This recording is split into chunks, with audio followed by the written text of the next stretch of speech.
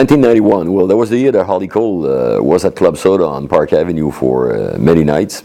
That was her first important indoor gig at the festival because she had played for us before on outdoor stages, like as early as 1987, I think. And then in '91, we did this engagement at Club Soda that really defined her in our city as a major artist, important singer. Quite cool. This was also the year that we brought some historical figures. Obviously, Dave Brubeck did the opening with his sacred concert. That was beautiful. Had been refused by Église Notre-Dame, our holy church, Catholic church in Montreal. They didn't want the likes of jazz musicians at the time in the church. Anyways, so Dave Brubeck is there. So is Cab Calloway.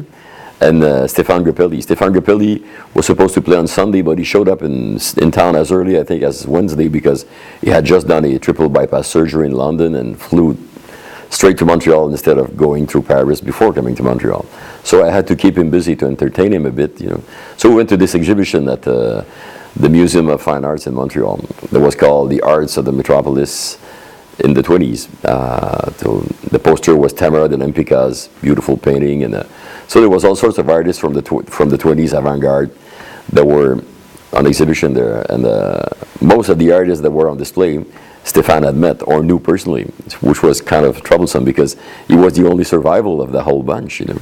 So I asked him about that, if it did not make him worry a bit about, you know, time, and he said, well, you know, I'm afraid God forgot about me. So it was quite charming.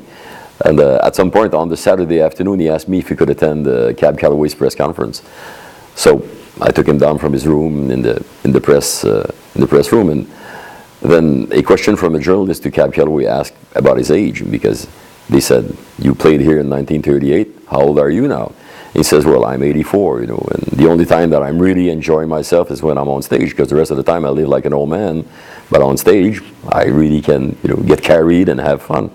So Stéphane was 84 at the time too, so he says, you know what, he's always lied about his age. He must be at least 86, if not 87.